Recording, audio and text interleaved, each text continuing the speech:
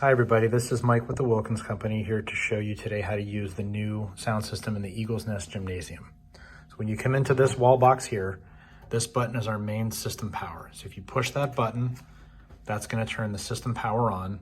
It's going to be flashing because the sequencer does the turn on in multiple stages. So while it's flashing, that's telling you that the system is still turning on. When everything is turned on, it'll go solid just like that. The next item is our Music 1 input. So you can use an aux cable like this that has the headphone jack size cable. Some of those cables will have an aux cable on this side or an aux jack on this side or an RCA. There's a lot of different combinations depending on your phone, your tablet, or whatever your music source is that you need to get into here. Ultimately, it just needs to come into this jack or into this jack here. There's a lot of cables that you can get to use that. We're gonna leave this cable here for now. This next guy is our system control. So there's two purposes to this control. This unit's gonna allow us to change our volumes of our input sources. It's also gonna allow us to change our speaker zones.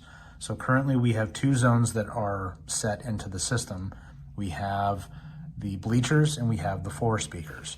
Within that, there are two presets. There is all speakers, which is what it's set to now, and there's floor only, which is what I'll show you how to set to. So when you come up to this and it's scrolling through here saying speaker zone preset, you can use either the up or down arrows to select all speakers or floor speakers. So if you want to select floor, once floor is selected, you then hit the menu button to select that. And then you'll see that it comes up and says floor, and that's what we've chosen. If we want to change that now to all, we can hit the up arrow, hit menu to enter, and then it's going to confirm that we have all the speakers selected. Okay, so again, all is going to be the bleachers and the floor. Floor is going to be just the floor. The menu button then, if you push the menu button, that's going to go through mic 1 volume, mic 2 volume, music 1 volume, and music 1 and music 2 volume. So once you're in those, you can go up or down to raise or lower those volumes as you need. And as a reminder, music 1 is right here. I'll show you music 2 now. So this is our music 2 source here. This unit will do CD, aux in, Bluetooth, AM, FM, USB, and SD.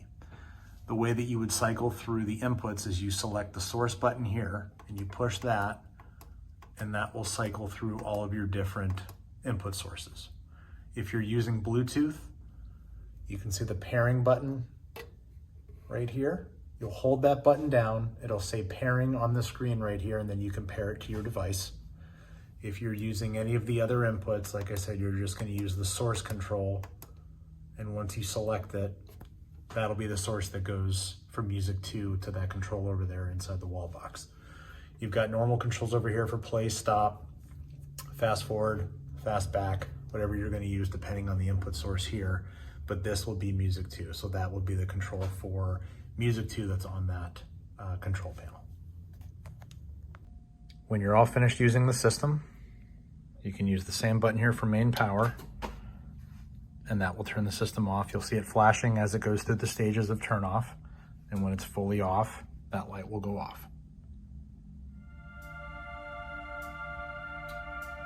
Thanks for watching.